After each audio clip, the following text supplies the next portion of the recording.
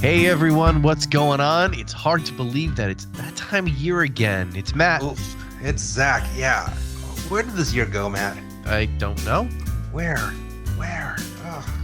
Yeah, that time of year. You know what that means. It's time to hear what people think their favorite albums were of said past year. And after a year of just uncertainty, out of 2020, and a lot of artists just putting things on hold.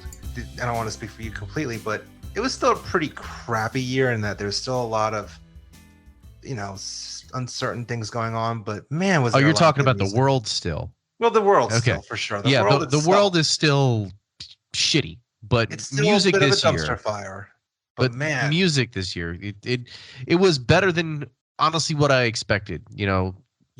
I know people would be working on things remotely, and people would be trying to get music out, and you're never quite sure how it's going to work when it's a totally different workflow than what you're used to. Granted, probably some bands can not phone it in, but in this case be separated and get it done, and a lot of bands have shown that they can. And then other bands, well, it went less than great. But the other example of there's albums that have been in the can for so long that they've just been holding out on releasing it, and you kind of at first wondering, all right, is this still going to sound great after sitting on it for so long? Is it going to still sound relevant? Some cases it's you should have worked on it a little bit harder when you had a chance, or in other cases, wow, this is even more relevant than they initially thought it would be. Yeah, just so much good music. So we're not going to be determining the best of 2021. These are our top 5 favorite albums of 2021. Each of us are going to give our own 5. We're not going to debate. There's going to probably be a lot of crossover. It's just us two music nerds looking back on what music got us through the year. On a side note, I do want to get a little gushy and sappy because we have a lot to be thankful for. We do. I mean, not only have I feel like we've grown so much for our audience and just producing a lot of content this year, but we also, I'm really proud of just how we've gotten some sponsor love. I mean, that's a huge big deal for us. I mean, not only sponsor love, but we've gotten people who really believed in our podcast enough to want to collaborate with us. I mean, yeah. So first off, thank you for listening, hands down. Yes, there wouldn't be a podcast. There wouldn't be any of this if it weren't for you who's listening. So I really, really, really appreciate that wholeheartedly, 100%. But also thank you to, this past year. I'm sure you've heard us before talk about Rootless Coffee. They partnered with us this year to get our own brand of coffee. But if you wanted to try out their coffee, we still have a code with them. Use Epic Roast with those guys, rootlesscoffee.com. And also we worked and still are working with Lucky 13 Beard Co. And they continue to sponsor the podcast. We have our own beard oil with them, the Lemmy, which smells absolutely fantastic. I've talked to a few people who've purchased it, and they couldn't be happier. So if you wanted to get a little Lemmy in your life, this is a way to do it. And, if you're going to feel ever good. Concerned that anything called Lemmy would not smell good, this is going to convince you, no, there's hope. Because, it's funny. We approached Ed with the idea of the Lemmy beard oil. For some reason, he trusted us, and he produced an incredible smelling oil. And on top of that, when we started this podcast, never did we think that we would actually have our own beard oil and our own coffee. I didn't think we'd have anything. I didn't think we'd have any listeners. That's why I go back to just being so grateful and thankful. It's just been so awesome to see our podcast grow. And not to teasing too much ahead, I think there's going to be a lot more ahead of us in 2022. Not only more podcast episodes, not only just more content, but maybe hint some more cool beard oils from Lucky 13 Beard Co. A lot of good stuff in the works. So we're definitely gonna get on that. But also don't forget, if you go to lucky13beardco.com right now, use the code EFP10, get 10% off of your purchase. You can't beat that. Yeah, look good, smell good, feel epic. That's really it. You're gonna feel amazing with these things. If you're looking for a last minute, have we copyrighted that yet? I don't know. I'm in talks with Ed about actually using that as his marketing. That's a great slogan, dare I say? But it's not a lie either. And I use the beard oil, and it feels amazing. I like how my beard feels with it, and it stays in there too.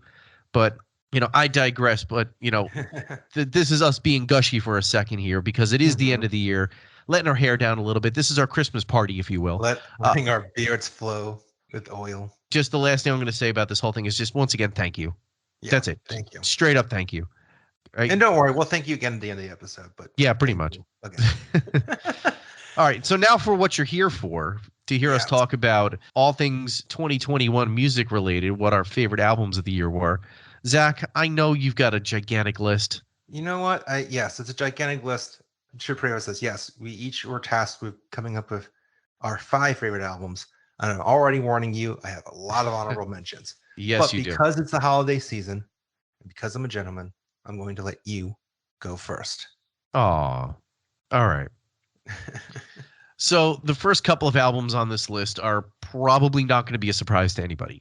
If you've listened to anything in 2021, if you've listened to us talk about albums at all, first album I'm going to talk about even really surprised me because I wasn't really crazy, and I really haven't been a huge fan of Mastodon in the past, but the new album, Hushed and Grim, from the first opening drum intro on Pain Within Anger, it hooked me. And it hooked me in a way that I didn't think that I could be hooked by an album.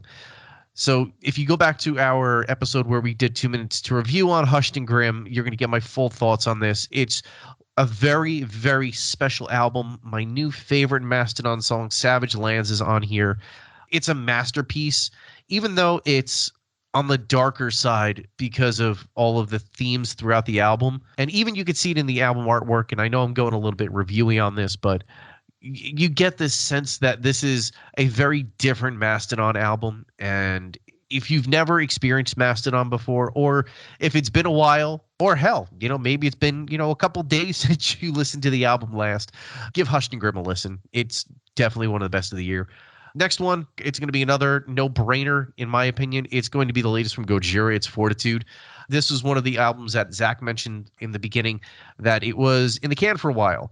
And they came back to it, and all the music sounded just as good as when they recorded it, and it was even more relevant than when they recorded it. So Fortitude is Gojira taking it to a whole nother level. Some people gave it, the review of other reviews that I looked at, saying that it's not as revolutionary as the last album, being Magma, and it was 5 years since Magma. But I feel that Fortitude, for me, not only solidified Gojira as that next mega metal band that you need to pay attention to, they managed to keep their signature sound and sound fresh in that. And I just think that you can't go wrong with really any track on this album. So there you go. That's album number 2. Album number 3 is actually another one that I don't want to say kind of surprised me. It really did surprise me because I never really was that big of a fan of Between the Buried and Me, but Colors 2 really kind of opened my eyes and got me back into progressive metal more than I've been in the recent past. Yeah. Sorry, that was a delayed reaction from me too. Wow, I wasn't expecting this to pop up on your list. I'm excited, but wow. Yeah, it really kind of got me back into that progressive metal that I've been missing because there's been bands that I've listened to in the past, and I'm going to talk about them here a little bit. Dream Theater, they went into a direction that I wasn't really a fan of. But on here, what they did was they took progression and progressive metal to a point where you're like, okay, maybe this is going a little bit too far, but then they pulled it back in. It led me to open my mind a little bit more in terms of progressive metal and where things can potentially go when they get to extremes. And I don't want to say extremes in a bad way. Like some people think of extreme metal and they, conjure up like Cannibal Corpse vibes. It's nothing like that. But like I'm talking like extremes, like to the edge of what this genre can hold before this whole project just falls apart. And they push it to that limit on this album and then just pull it back just slightly. So it's very out there, but it's very tight and it's just very different. And if you've never given or haven't given Between the Buried and Me a chance, like I did, this album is definitely something that you're going to want to look into and listen to. So I just mentioned them in the same breath as Between the Buried and Me and Dream Theater. And this is part of me opening myself back up to progressive metal. They released A View from the Top of the World, and we didn't review this album. So I'm going to give maybe a slight bit of a review on here, but they put this out back in October. And I was like, okay, this is a Dream Theater album. I wasn't a fan of The Astonishing, and The Distance Over Time just fell flat. So when they said that they were going to put out A View from the Top of the World, I was like, okay, this is just, it's going to be Dream Theater again. Hopefully they're going to do something here that's going to change my mind a little bit. And I saw the track listing, and it was only 7 songs. And I'm thinking to myself, well, okay, well, that's a little bit more reminiscent of the Dream Theater that I know, because, I got into Dream Theater on Train of Thought, which was only 7 tracks. And I'm thinking, okay, well, let's see where this goes. And my God, when they open up with the alien and answering the call, I was immediately hooked, because this feels like a classic Dream Theater album pushing forward what the band, I think, let go of when they went into The Astonishing.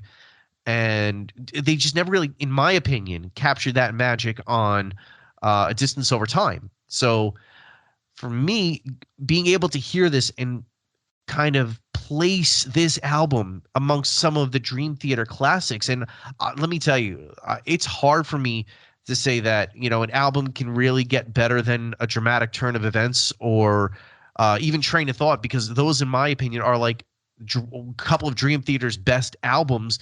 Like in the middle of their career, they managed to somehow capture that magic and kind of pull me back in and really just get me excited about Dream Theater again. I didn't think that could be possible. I thought that they were just going to be another one of those bands that, I'll be excited when I hear, like, okay, they're putting out new music, listen to it. All right. Yep. They're still going down that road, and skip. So for me, being able to get back into Dream Theater on this album gets me excited for the future of Dream Theater and what they're going to be doing from here forward. So that's number 4. And number 5 is completely off the reservation for me. Number 5, I actually found by accident. Mm-hmm. Sometimes I'll go on Spotify and I'll just put on a new music Friday playlist and just let it run, through whatever came out that week. And I came across a song and I was like, who the hell is this? This sounds really familiar. Is this? Yeah, it's Chevelle. Like, really interesting. So I looked a little bit deeper, and they actually put out a brand new album this year. And it's got an interesting name. It's Niratias, but it's actually an acronym for Nothing is Real and This is a Simulation. And it was put out back in March. If you haven't listened to Chevelle in a while, this album will open your eyes to what a band who is consistently evolving their sound should sound like. Chevelle rarely ever sounds stale, but you almost kind of know what you're getting in with Chevelle when you're listening to them, because they're going to try to put out that one radio-friendly song, or they're going to try to put out, a catchy rock single to, get them on a tour, or to get them, just more accolade. This album really, for me, and I could really tell that the band actually was challenged to write more melodic songs on this album, because they came out less dark but more mysterious than they have on other albums. And I think that's also the use of interludes on here, because this past year there was a lot of times when Zach and I, we would talk about that an album used interludes in a bad way, and I'm looking at Rob Zombie on this one. Cough, cough. Yeah, cough, cough. But this album, the way that they composed this and led the album off with a huge interlude, it really speaks to where they were going with this album, and it's really a mysterious opening to the album, and it brings you into this this place where if you look at the cover of the album, it almost looks like a futuristic, space-driven, choose-your-own-adventure novel. It really captures you and pulls you in. And the songs on this album, I really can't say enough about them. Like the opening track, Verrucht, that was the instrumental I just talked about. It really sounds like a desert stoner rock type intro. And then you could place this like on a Mastodon album, and I don't think you'd have any question that it might be Mastodon. Honestly, it would fit right in on like Emperor of Sand or even Leviathan. But this album, it really works in so many ways.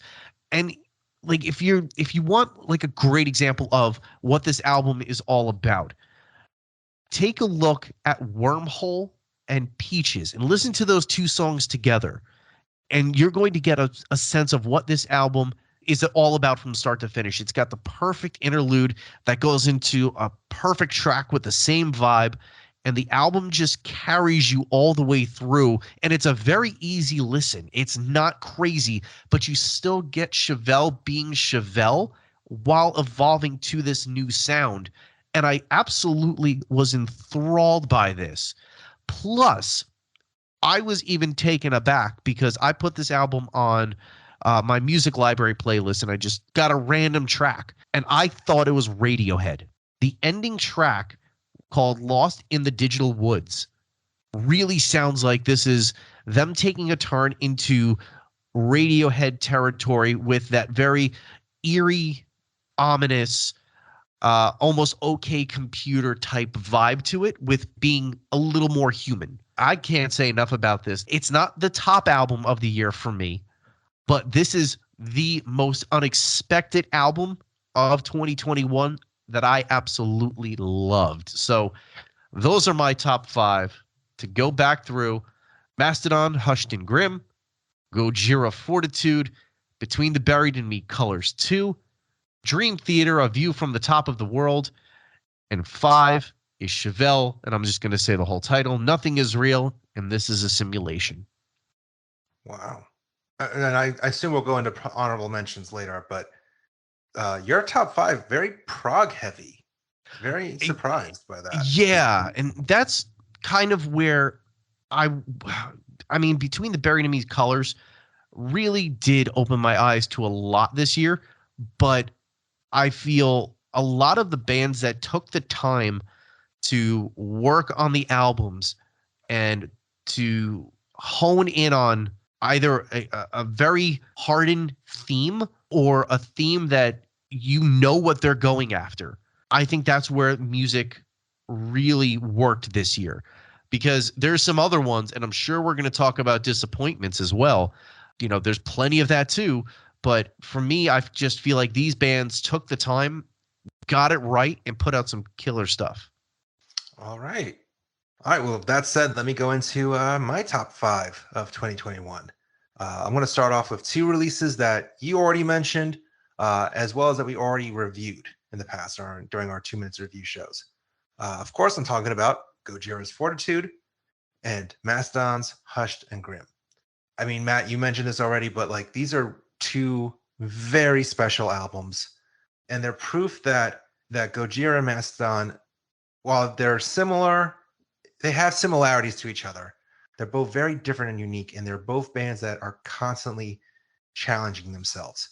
And it's not surprising that they released amazing albums, but it's almost a relief that they are still pushing themselves and still producing some of the best work that they've ever done, and just pushing the envelope of what metal could be in different ways from each other too. So I won't go too much into those albums. Listen to our past episodes of 2 Minutes Review to hear us discuss that further. But I'm happy to say that even after we review those albums, they are still heavily on my playlist and are still in heavy rotation. Just really great sounding albums. Going into my third album of the year is definitely a departure from a lot of the harder rock stuff that we talk about or typically you associate with us. This album is from quite possibly the best singer-songwriter currently out there, and not just in Americana music either, but pure great singer-songwriter. I'm talking about Brandi Carlile and her album In These Silent Days. Going back a little bit, I first discovered her when she played See Here Now in Asbury Park back in 2018. And instantly I was stunned. And then shortly after that, I mean, she'd already gained a lot of critical acclaim, but I think right after that point is when she really blew up and when everyone mainstream was just taking notice to how incredible she was. Not only how amazing of a singer she was, but just how great of a songwriter she really is. And this album, it just proves that she cannot produce a bad song. For me, standouts like You and Me on the Rock, Broken Horses, and Mama Werewolf. She has a gift for creating songs that are so deeply personal, yet tug on your heartstrings because there's just elements that you can relate to. I mean, I think Mama Werewolf, where she's just talking about the struggles of being a mother, but how she's still grateful for all of that. And then You and Me on the Rock, just talking about all she wants is just to be home with her family. There's something about it that's just so relatable and so beautiful. And there's even moments like songs like Sinners, Saints, and Fools, and even Broken Horses. You can kind of get why she wants to be the singer of Soundgarden. Of course, as you all might know or remember, she actually did a cover of Black Hole Sun, and I'm blanking on the other Soundgarden song, with the surviving members of Soundgarden. And they've jammed live a few times with each other, and she's actually was very vocal while promoting this album that she actually wants to front Soundgarden. She wants to be their singer. And in a weird way, while I'm not saying this any of these songs are Soundgarden material, but you can kind of hear Chris Cornell's influence on her, which is understandable since she's from Seattle. And it makes you go like, man, yeah, she would be, I don't know if I want them to call it Soundgarden, but I really would love to see her produce a rock album with them. But either way, in these silent days, it just proves that Brandi Carlile is a national treasure and she deserves all the accolades. Any accolade you can think of, just give it to her. She's amazing. And if you're not familiar with her, even if you're not a fan of Americana or roots music, you need to do yourself a favor and give it a listen. By the way, that second song is Searching with My Good Eye Closed. Yes, that's right. I forgot about that. Thank you for keeping me honest, Matt. You always do. This next band is a bit of an odd choice in that interesting. Well, it's you, of course it's an odd well, choice. because it's me. But this is a band that really had a hell of a 2021. They broke out big in America in the recent weeks and months because their cover of a song became a TikTok sensation. But literally right before that, no, don't you shake your head at me, you fool. TikTok, literally right before that. The one thing I hate. Listen, I'm not on it, but this is the truth. But right before that really had just a hell of a year because they won Eurovision. I don't know, Matt, if you're familiar with Eurovision. For those who are of our listeners who are not familiar with Eurovision, imagine if American Idol was on steroids and it involved all the countries in the world. Like each country sends a singer to perform a song and compete, and people vote on which song wins. And then this is actually how ABBA so like kind of Pitch Perfect too. Kind of. If you see the movie Eurovision that stars Will Ferrell and Rachel McAdams, it's essentially kind of accurate, but it's a huge singing competition show. ABBA had won many, many years ago. It's a pop competition show, and it's very rare that rock bands even do well in the competition, let alone win. And here is a band called Maneskin that comes in with a very cool rock song and wins. And I've been obsessed with their album. It's called Teatro Volume 1. Yeah, I'm not going to lie, and maybe mispronounce it, but they're an Italian rock band. The way I've been describing them to people, imagine an Italian rock band that combined the raw angst of My Chemical Romance with the sexual appetite of Guns N' Roses. There's just something so pure and raw about this band that makes me so happy that they're catching on. They were on Fallon recently. They're getting a lot of buzz for the cover of Beggin'. And that actually even led to them performing on the American Music Awards and opening up for the Rolling Stones in Las Vegas when they did a stadium show there. These guys are just such a fun rock band. I mean, if you like rock and roll, I think you're really going to like these guys. And it kind of kills me that they're getting buzz for a cover that was actually released many years ago. It's not even on this new album. I think the issue has been that they sing mostly in Italian, so obviously that won't translate so well with American audiences. But then Rammstein did. Well, I mean, differently. We're not necessarily they aren't on American Music Awards or the Grammys or on Fallon. Kind of different. Well, different breakthrough. That'd be interesting if they were on Fallon. That would be amazing. Anyway, back to Maneskin. But then like, so they have some English songs like I Want to Be Your Slave, which they actually did a second version of that was a duet with Iggy Pop, which was brilliant because they really do channel a lot of Iggy Pop and the Stooges in their music. Actually, another good description would be that they have the dance elements of the Killers, but with the attitude of Iggy Pop. I mean, so there's songs like I Want to Be Your Slave, which is so over sexualized. I can get why that's not really going to be pushed heavily on pop radio, even though it's getting a lot of attention on rock radio. But I mean, mark my word, that don't be surprised if someone at the label realizes, you know what, we need to push this song called For Your Love. I mean, his vocals are amazing on it. The guitar riff and the drumming, I mean, it's such a great song that I think they're fools for not pushing it sooner.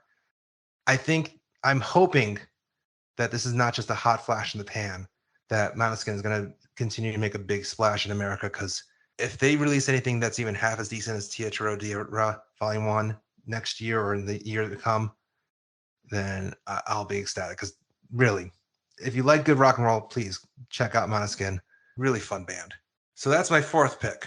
And Matt, you're going to hate me, but for my fifth slot, it's a tie. I had such a hard time. You couldn't even pick five. I couldn't even pick five. I'm telling you, this was such a great freaking year for music. Terrible year for everything else. But my God, there's so much good music that came out this year. So I had to do a tie for my fifth slot.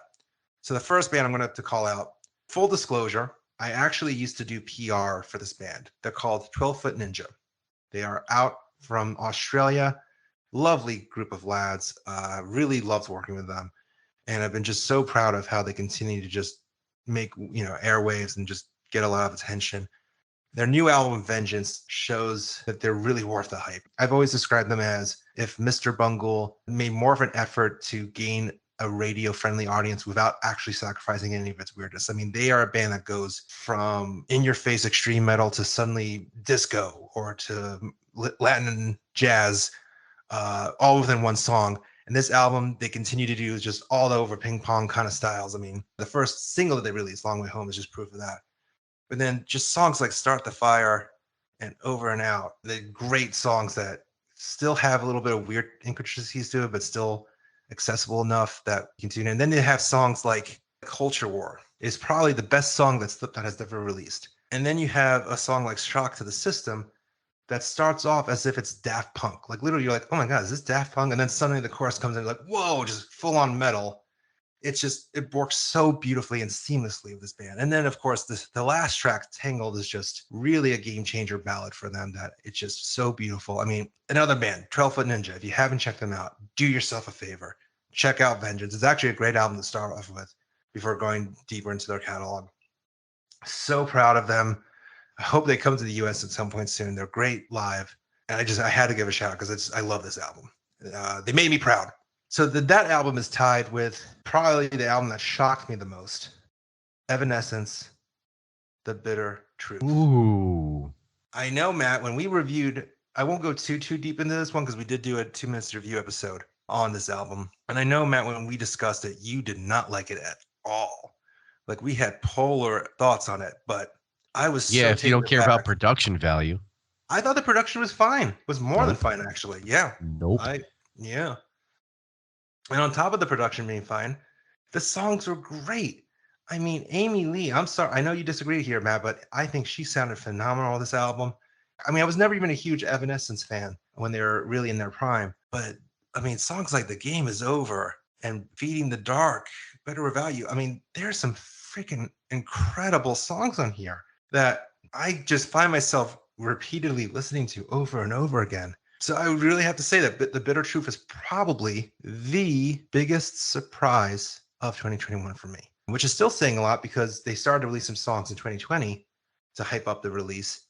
And that was surprising. But just the fact that I'm still listening to this album on repeat, I think speaks volumes. So recap, my 5.5, my top 5.5 of 2021, Mastodon's Hushed and Grim, Gojira's Fortitude, Brandi Carlile, In These Silent Days, Maneskin's Teatro Volume 1, and then the tie between 12 Foot Ninja's Vengeance and Evanescence, The Bitter Truth. So Matt, very different. I mean, besides the two literal same picks, very different kind of lists. Yep. Before we go too deep down in the rabbit hole of honorable mentions, I do want to say that there's probably 3 albums that were so close to maybe taking that other spot as well. I know it's hard to believe that since 2 got into final spots, but for me, I mean, I have to call out Church's Screen Violence, Between the Buried and Me's Colors 2, which was in your final 5, and then Trivium's In the Court of the Dragon. Without going too much into those albums, listen to our 2 minutes of review episodes on each of those albums to really get in depth as to what I think about them. But all 3 phenomenal records in my mind that I constantly repeat and go back to as well. But Matt, what were some honorable mentions that you kind of like were toying with maybe putting in your top 5, or that you really were surprised by? Honestly, there's only really a couple. I have a longer list of albums that were disappointments. We talked earlier on this year about a little band called Beartooth and their latest I forgot offering. about that album. Oh my God. It's good, but yeah. And honestly, all of the weeks after the release of the album, Below was the name of it. Oof. So yeah. I was trying to think. I was trying to think of the name, and I'm like, "What the hell is the name of the album?" It's Below. So the weeks after it was released, I mean, there was a lot of big buzz around the album and how good it was, and it was hitting like the top of all the charts, like on like for plays on Sirius XM, and just like the other reviews that I've seen on this, nothing but like positive. So that was another one that I was really surprised by. It didn't quite hit the notes for me like Between the Buried and Me or Chevelle hit, but it's still a great album nonetheless. And if you've never listened to Beartooth before, because maybe of the stigma of the band, give this a listen. It's definitely going to change your opinion about them, hands down. It did for me. So it's that one. And then you also mentioned Trivium. In the Court of the Dragon. It's a great album. It took a little bit longer for me to get into it than I would have liked. It's still a concept album. I don't care what anybody says, but it's still really great to hear Trivium being Trivium while exploring different areas. It's funny. I'm surprised you are bringing that up because I felt like you were kind of down on it when we first did. Yeah, like I said, it took a little bit longer for me to get into it, but the more that I hear it, once again, this is because it's a concept album, and I feel like concept albums always take a little bit longer to get. I mean, those are like just a couple of honorable mentions. I know you've got a laundry list of them. Laundry list. I'll try to keep it a little bit shorter. But I mean, so as I mentioned, I mean, you talked about Trivium a lot already. Between the Buried and Me, obviously it was in your top 5. I mean, those 2 albums are just phenomenal. So close to being in my top 5. Kind of going back to that theme of, it took a little while for me to really get into Church's Screen Violence. At first I liked it, but was like, a lot more flaws than I would care for, but definitely got more into it the more I listened to it. I mean, Lawrence, her vocals is just phenomenal on it. I also want to give shout outs to Ginger for releasing an album called Wallflowers. This band has just gotten so much hype and excitement around them, and rightfully so. I feel like there's elements, I mean, obviously there's a Djent influence with them, but also elements of Opeth even. It's just really cool, heavy music with a message that definitely feel like they're worth getting. I mean, you're going to see them on a lot of top 10 lists for metal websites, I'm sure, and rightfully so. I'm also going to make the argument that Carcass probably released the best melodic death metal album of 2021.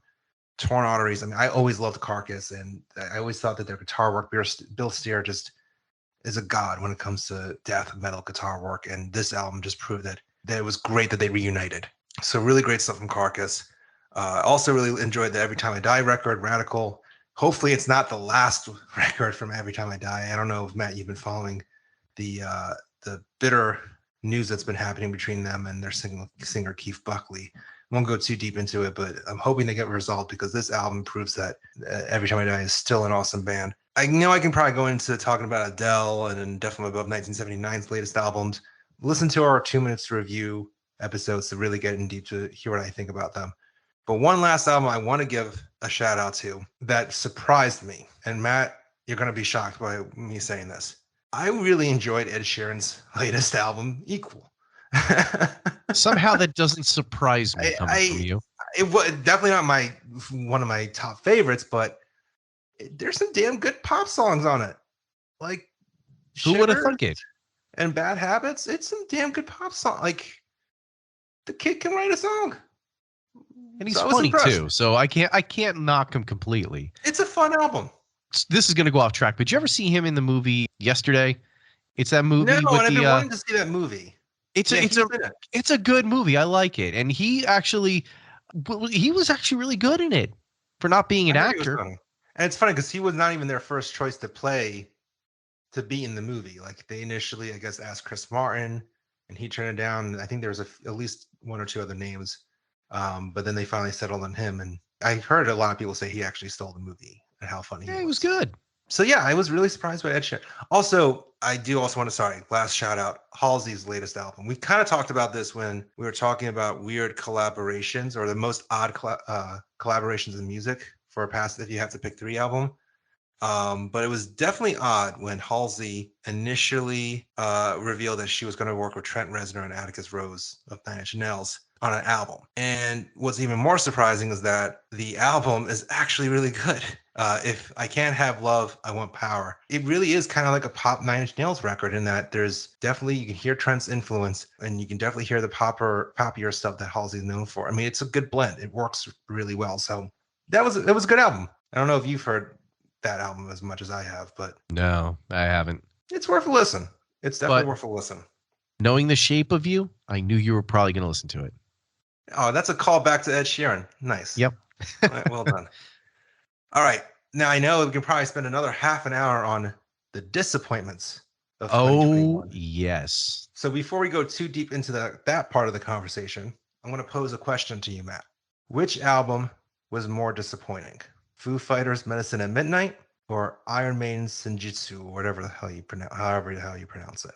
Okay, so it's Senjutsu, and I would think that it's the Foo Fighters. Yeah, I didn't think. same. See, you didn't like Iron Maiden because you thought there was too much fat on the album. Way too much fat.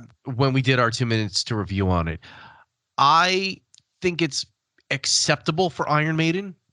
I wouldn't say that it's a standout from them in any way, shape, or form. I'm not going to crucify them for it.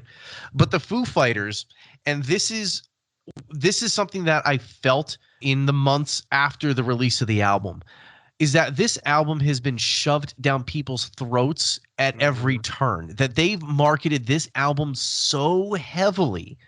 Like I picked up MLB The Show 21 and I put it on, and one of the first songs that I hear is Making a Fire.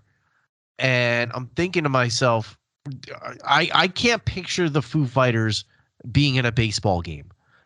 I can't picture what conversations were had to think that this was a song that needed to be in a baseball game.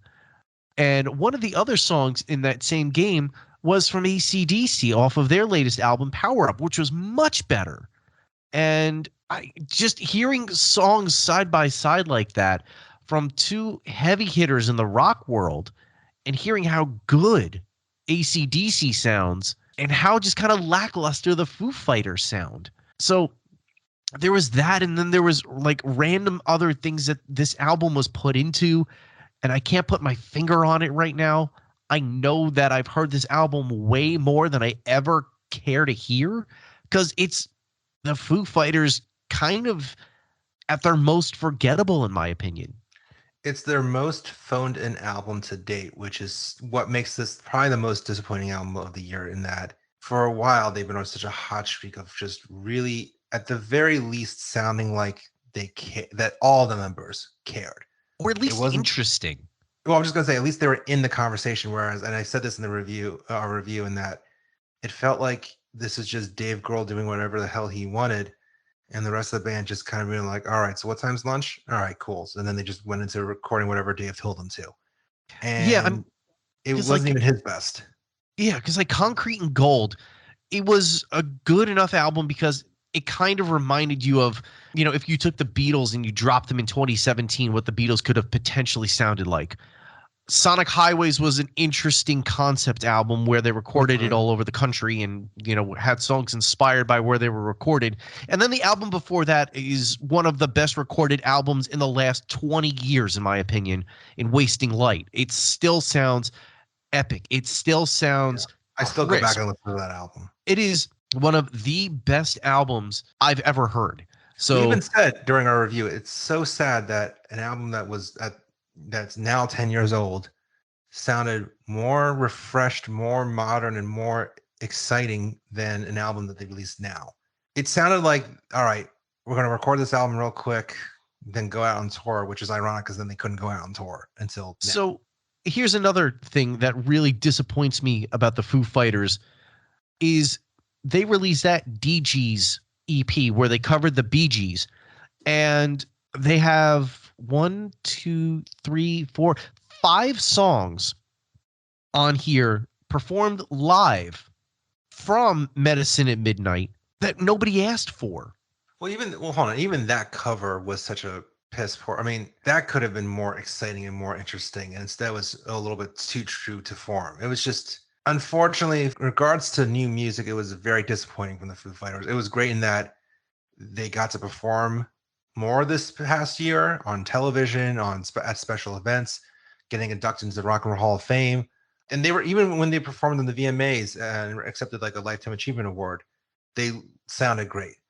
It was disappointing that a band that for so long gave me hope for newer music, they essentially accepted the fact that they were just becoming a heritage band, which kind of brings me back to Iron Maiden, that it was less disappointing that they obviously were at their comfort level and just do whatever they kind of wanted to and just didn't put too much thought or effort into making it as good of an album as it could have been, mainly because they did the exact same thing with Book of Souls. So you kind of were going into this album not necessarily expecting it, but wouldn't be surprised if it turned out that way. But it's still disappointing that a band that for a while really prided itself in producing new music just released obviously an album that, as I said in the review, if they had a producer reel them in going, no, cut this, cut that, do this, change this up a little bit, or speed this up or slow this down, they could have, if they had someone giving them direction, it could have been a better album. And instead they were just like, nah, whatever, people are going to buy it anyway,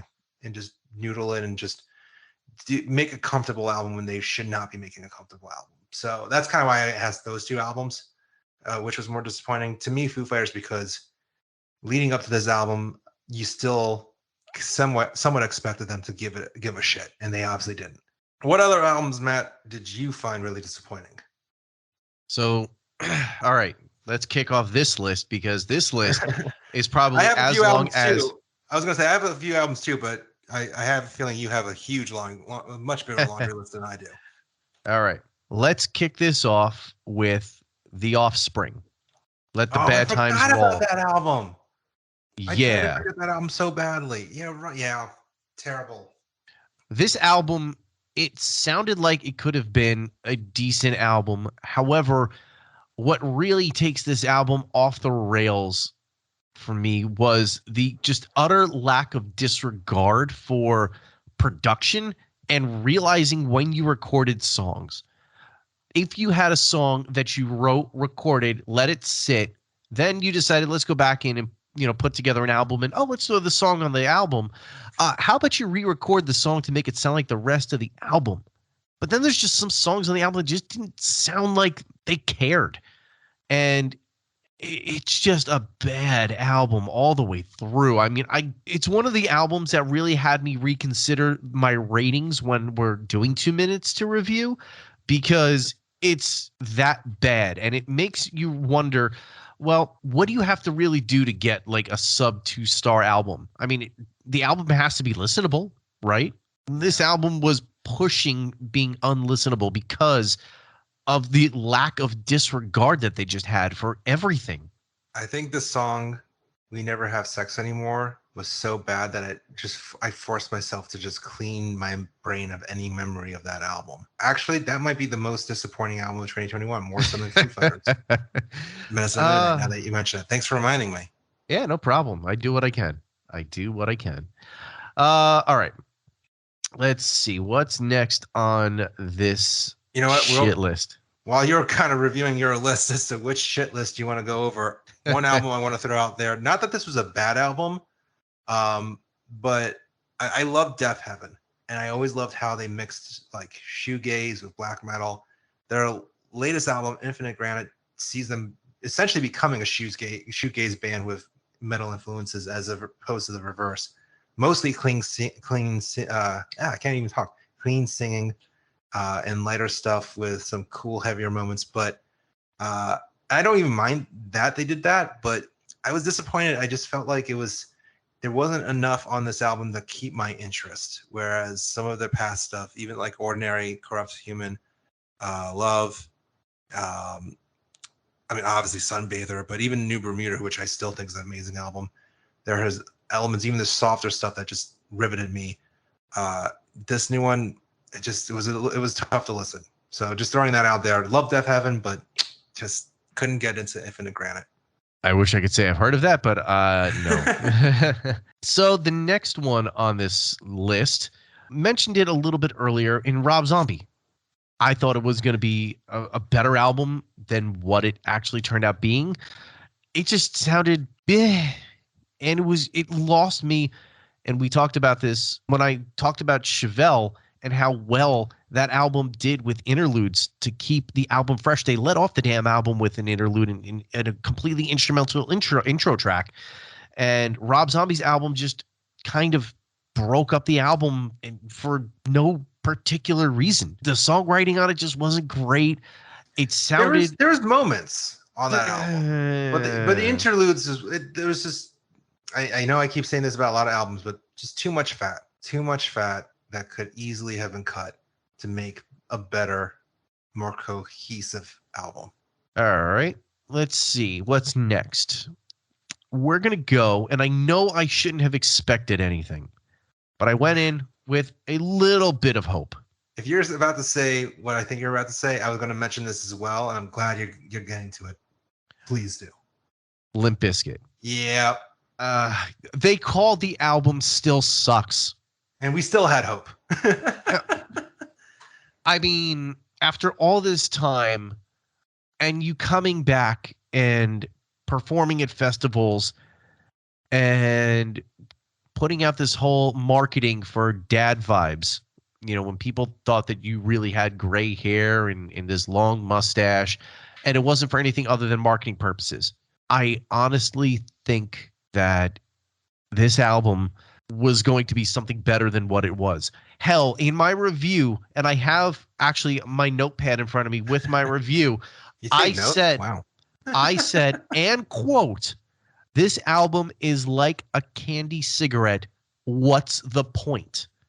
Mm-hmm. For me to compare an album to a candy cigarette, and I haven't thought of candy cigarettes in years, and I don't even know if they're a thing anymore. But I'm sure they are. What the hell is the point of them? The candy is awful, and you don't look cool even if you try to, quote, smoke it. What is the purpose of this new Limp Bizkit album if you're going to specifically call it Still Sucks? You kind of hit the nail on the head in that they had everything going for them. They had the slow build up to making people question, were they really that bad? Could they maybe the nostalgia is strong enough for me to find it a little bit more of a fun album at least. They had, and then this past few months, as you mentioned, performing on Lollapalooza, getting good press for actually canceling a tour because of COVID. Like, yeah, they had it all where they were all the bases were loaded. They could have hit it out of the ballpark and had a triumphant big middle finger. Screw you, haha.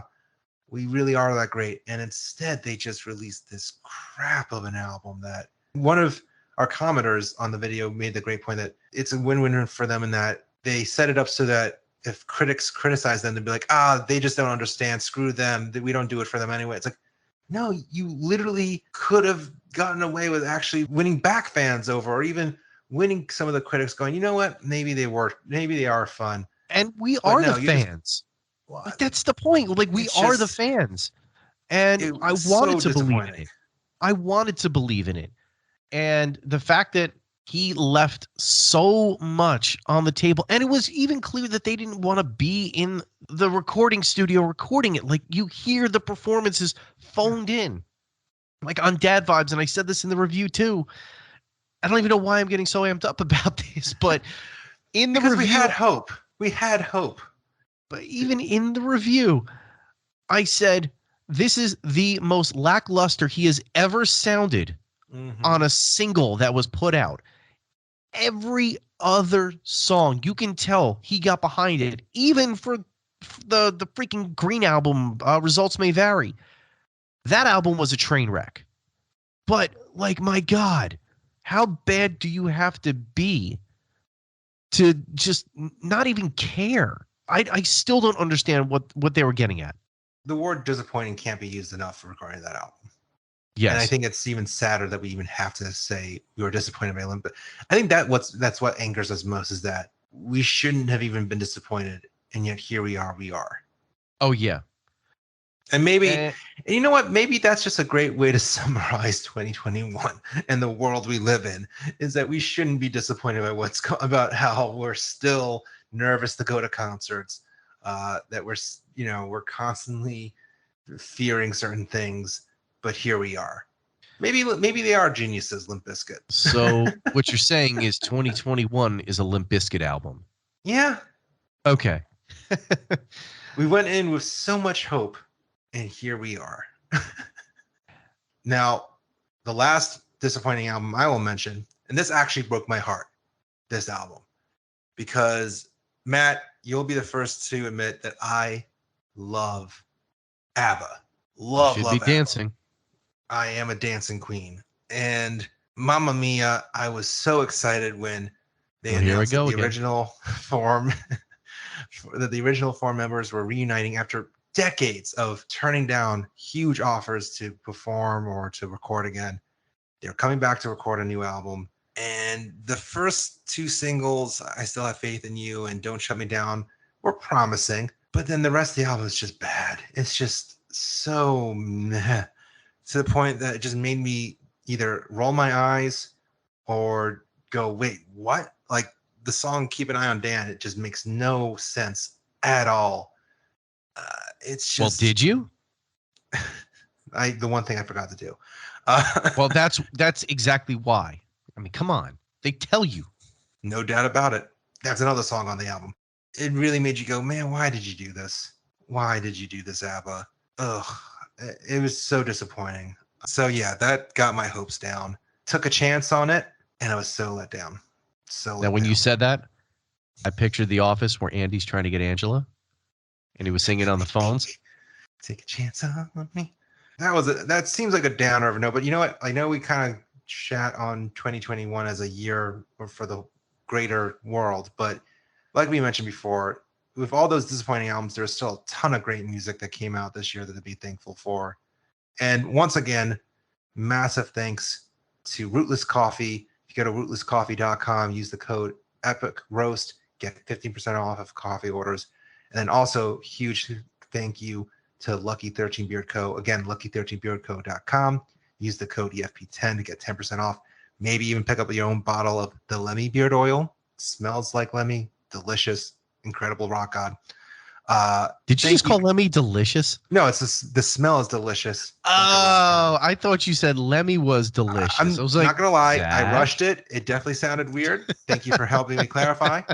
But seriously, massive thank you to Lucky 13 Beard Co. and Rootless Coffee for their support.